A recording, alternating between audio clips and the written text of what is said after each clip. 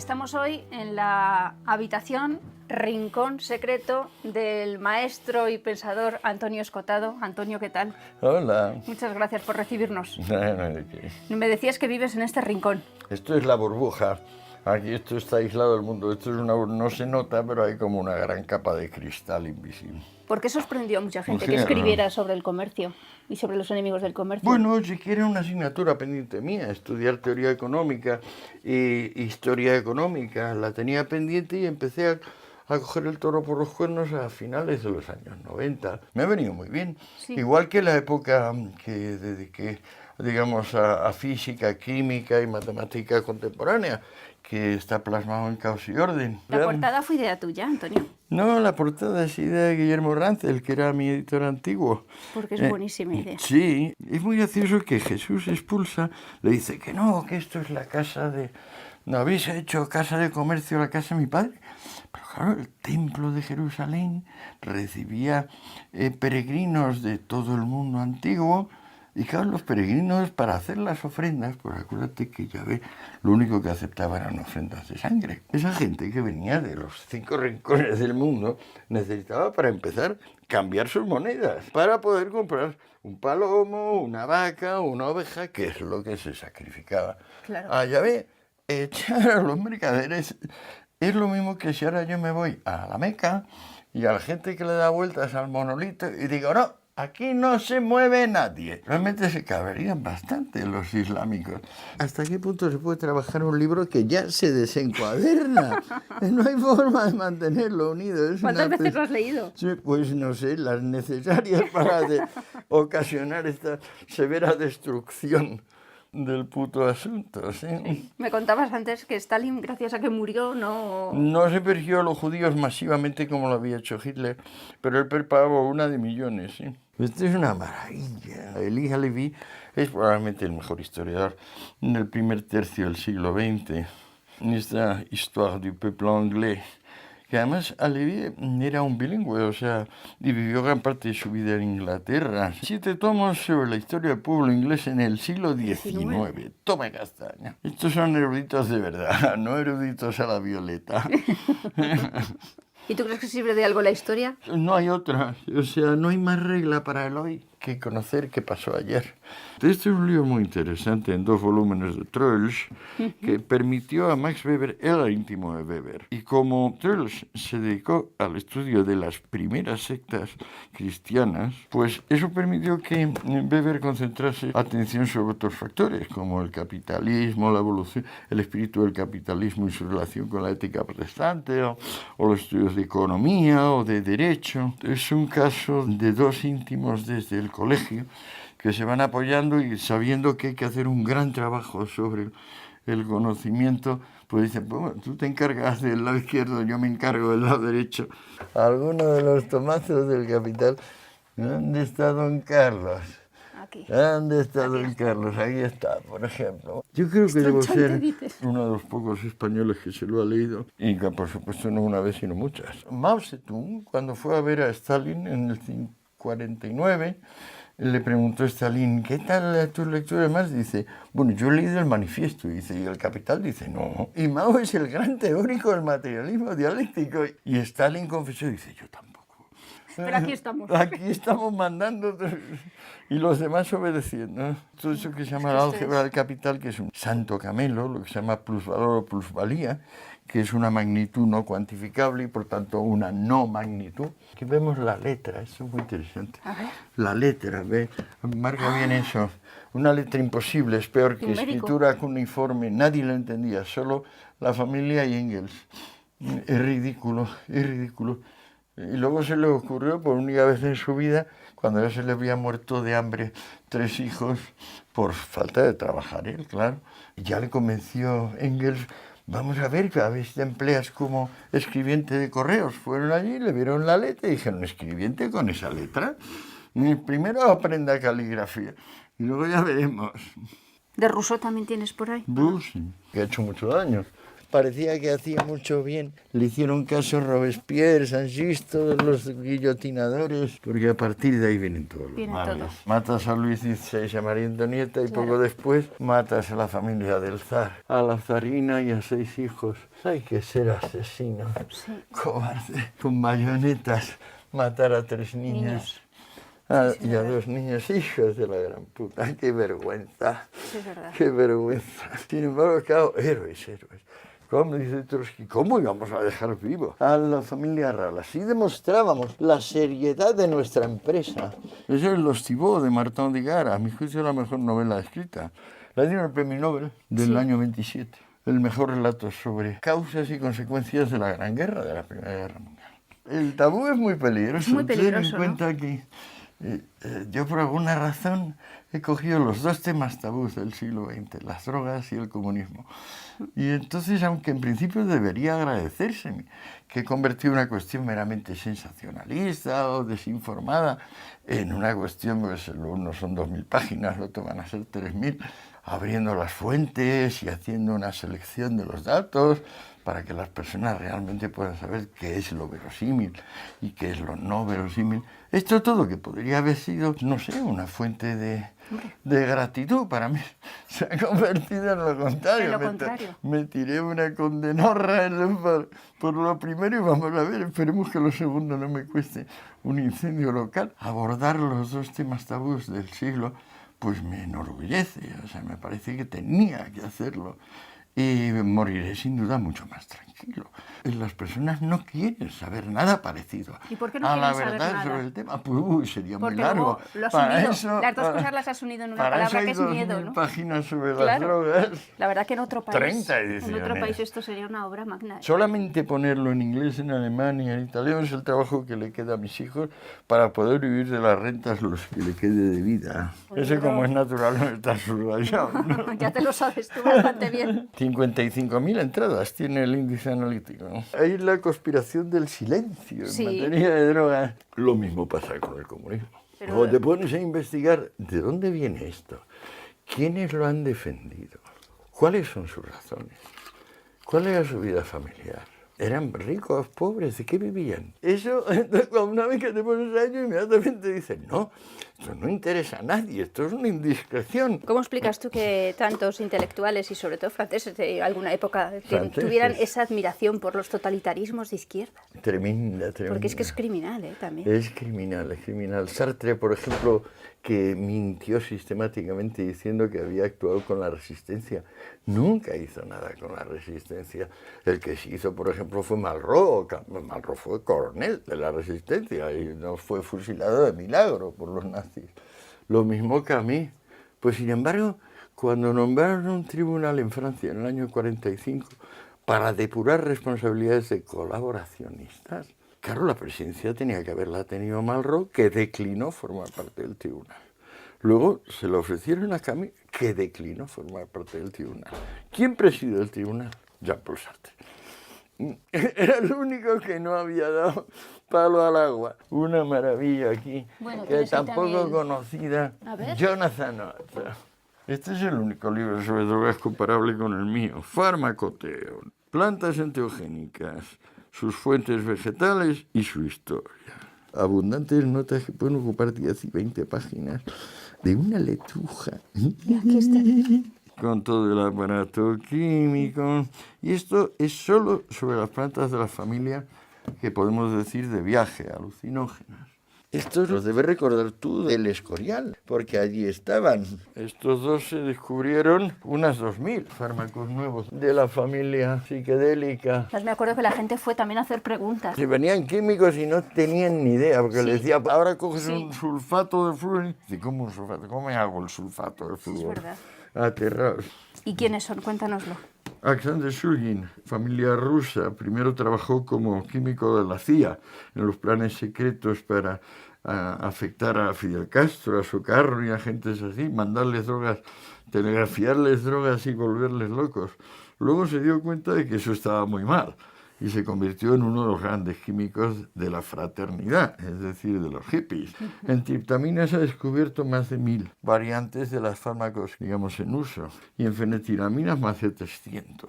Y esto es una cuestión química que está todavía por ver qué demonios de relación hay entre las estructuras químicas y el efecto que tienen sobre la emoción y la percepción humana. Es en gran medida un asunto del cual tenemos que enterarnos, pues poco a poco, con la honradez de estudiar en vez de pontificar. Una historia química de amor. Él descubrió una droga, la probaba consigo mismo, luego se la daba a su mujer, y teníamos un pequeño grupo de 7, 8, que éramos el grupo experimental, y luego Sasha nos lo mandaba y decía, a ver qué tal, y experimentábamos con dosis bajas, medias y altas de cada una. Y también pues, él recomendaba pues mezclas de unas con otras y tal. Aunque yo llevo este diario, les permitirá pagar sobradamente mi entierro.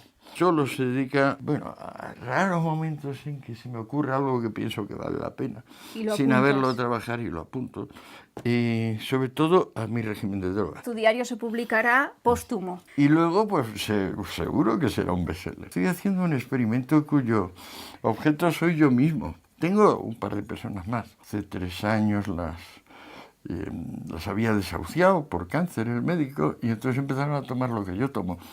Y ahí están, vivitas así coleando y tan contentas. ¡Ostras! Yo no lo publico antes de morirme porque temo que venga una turba gris a quemarme la casa. Yo tengo la regla de nunca releer lo que he escrito, pero ahora se puede hacer un cambio, porque la excepción confirma siempre la regla. Para no acabar en un pataleo patético ante la parca con mayúscula, ir envejeciendo debe usarse para aprender el desapego, reduciendo paso a paso un instinto de conservación que nos ayudó a sobrellevar dificultades, pero resulta progresivamente absurdo. Estoy diciendo, cuando la vida se despide de ti, lo mejor que puedes hacer es decir tú, yo también, hasta luego. Que si no es tremendo ver gente que la vida se despide de ellos y de repente como... No, esto no lo puedo decir. Y de repente se aferra especialmente a ella y te dice, pues ahora es cuando quiero vivir. Y antes... que tiene un cantero horrendo que se lo va a llevar. Y entonces dice, pues ahora voy a luchar y ahora me voy a quedar. Dice, pero si ya tienes 80 años, ¿por qué? Es a lo mejor inevitable, somos así a lo mejor. Yo espero no ser así, pero hasta el último momento no se puede decir, porque podría ser como una bravata y decir, vale, que yo tal, no sé qué, ya veremos.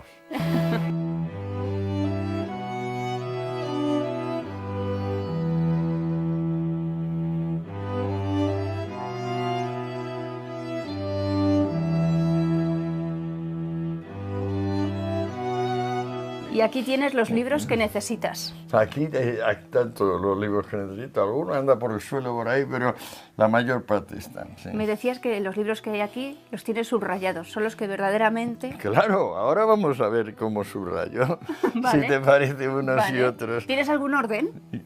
Pues poco, pero empecé un alfabético que luego no se pudo acabar de cumplir. Por ejemplo, aquí empezamos con Fichte, y tenemos 4 de Fichte, que no los tiene ni su padre. Luego no debía estar Schelling, porque la F no va con la S, pero como Schelling era el discípulo directo de Fichte, pues no hay más remedio que tenerlo.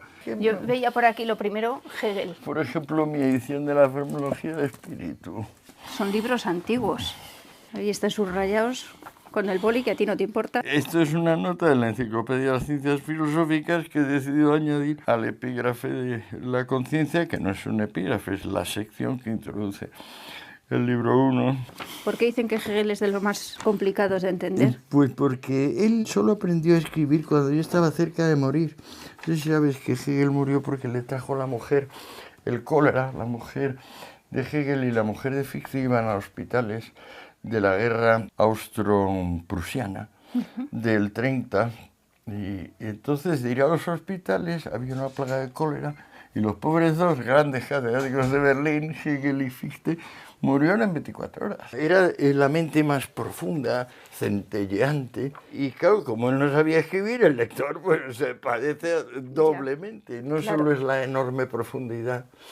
Ten en cuenta que lo que Hegel intentó fue hacer visible las fuentes del movimiento. Es muy fácil ver una cosa movida, pero no suele ser visible el resorte que la mueve. La filosofía hegeliana es un intento de reflexionar sobre el resorte dinámico de las cosas. Y claro, eso es algo así como hacer visible lo invisible. Y eso es lo que hace tan difícil a Hegel. Pero también lo que le hace tan esencial, porque es el único pensador que en vez de ver cosas fijas, ve flujos. En vez de venir, en vez de ser o nada, que es lo que ven los otros. Los franceses del año 50 al 60 hicieron un trabajo extraordinario. Traducción, edición, sobre todo ediciones bilingües. Por ejemplo, estas, las de la Pléiade, son excepcionales. Gallimard es curioso que lo persiguieron por colaboracionista al final de la Segunda Guerra Mundial, aunque, claro, es el hombre que editó a Sartre y a Camus y a Simone de Beauvoir, o sea, que no se puede considerar reaccionarios. Platón es, a mi juicio, el hombre más profundo que ha producido la humanidad en términos de pensamiento, porque de su idea de la idea, no la hemos superado, o sea, simplemente no la hemos superado. Luego va a venir Aristóteles y va a decir una cosa muy interesante y muy pertinente, que es que la idea siempre pertenece a lo universal, pero que había que tomar en cuenta también el sector de lo real que podemos llamar particular. Y eso es lo que es el concepto. La idea es la parte universal y el concepto es la idea realizada, la idea práctica, la idea consumada, esto y aquello. La edición de Tricot de la Metafísica es una edición bilingüe. Aristóteles, aquí tenemos al padre de todos. Hay en la naturaleza, como entre los animales, una inteligencia, causa del orden y del arreglo universal. Hasta que uno no empieza a saber a fondo de alguna cosa, no sabe nada de esa cosa. Solamente acercarse a ella nos cambia la postura del turista que va a Portaventura al turista que se pasea por la luna. Este es el libro posiblemente más influyente jamás escrito en la historia de la humanidad. Física Aristóteles. Son en total 8 libros. Primera vez se dice que el movimiento es el tránsito de lo posible a lo efectivo, el tránsito de la potencia al acto. Energeia es en ergon, es decir, puesta en marcha, que también es ergonómico, la forma, claro. Puesta en límites. Y este es un amigo que se lo compró al mismo tiempo que yo y no llegó a abrirlos, está pegados al mío. Y digo yo, qué raro, tengo la física y no la tengo ni abierta. Está claro que digo, qué vergüenza, qué vergüenza. Hemos pillado. Me han pillado, sí. Qué divertido es Suetonio, ¿no? Esta es una obra preciosa. Una edición de Gredos admirable y bilingüe, claro. Y sobre todo son utilísimas las notas porque son las divergencias de texto. Como hay más de una copia, resulta que unos dicen fu y otros dicen fa. Esto es otra maravilla absoluta, es posiblemente el libro de historia más. Ad urbe condita, Tito Livio, desde la fundación de la urbe. Hemos perdido las virtudes que nos llevaron a dominar el mundo. Es irreversible nuestra decadencia. Se acabó la virilidad, se acabó la dignidad. Así empieza de Tito Livio. Bastante triste, pero es que tenía razón. Es que Roma entraba en una crisis irreversible. ¿Aquí qué podemos encontrar? Aquí encontramos a los físicos poderosos. Sí. Este es muy duro porque este libro lo compone Born para que lo vayas abriendo así y lo vayas viendo. ¿Te das cuenta cómo se va modificando? Sí. De vez en cuando te ruegas que hagas esto y entonces pues, le alivias a él en su propia exposición. Esto es un libro fundamental, esto es la base de la física cuántica. Acuérdate, Heisenberg y él son los formuladores de la física cuántica, el principio de indeterminación. Bonito el título, el universo inquieto, ¿no? Inquieto. El universo que no descansa, ¿no? Immanuel Kant, Banden, en 12 tomos. En tela, preciosa, ¿eh? Preciosa, es de Surkamp. Pero esta es la casa del tío que tiene los libros más aburridos de España. Son los libros más aburridos de todos. Bueno, el hombre que yo más he leído y que más admiro y que también lo tengo destruido, porque... Freud. Claro, Freud. Freud. Jo. Ese me ha gustado el lateral. ¿Cuántas veces has leído este libro? Pero fíjate que son doble columna con letras tipo del 6. Toma castaña. Yo a este le admiro tanto como a Hegel. Para mí Freud, Hegel y Aristóteles son las tres maestros del género humano. Hizo un mapa del psiquismo. Hasta entonces el psiquismo era un hablar por hablar. Y el tío dijo inconsciente, preconsciente, super yo. Y es abrirnos un mundo. Es como el descubrimiento de América, pero de nuestra América. Cambió el mundo, le dijo a la humanidad, oye, ahora estáis enfermos todos de hipocresía. De cada 10 mujeres, 7 son histéricas, tienen síntomas de histeria de conversión. Ahora no hay ni una sola. Ninguna. No, salvo el mundo musulmán, que abundan. Por supuesto, tienen los mismos síntomas de parálisis y tal, claro, que tenían las histéricas europeas a finales del 19. Claro. Ahora en el tomo 3 de Los enemigos del comercio, al fin ya pago mi deuda con él, le dedico un capítulo entero.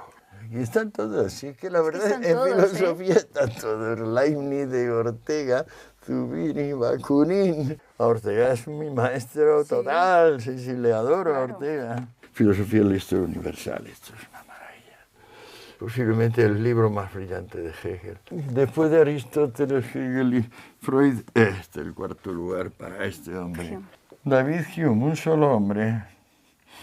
Historia de Inglaterra, 6 volúmenes. Es facsímil esta edición. Le hizo famoso, se vendió mucho, vino muy bien. Fue un poco parecido a Historia de las drogas mías, o sea, a mí me sacó de pobre y a Hume también. Son las clásicas obras que el lector normal está deseando comprarse y leer. Sí, creo que sí.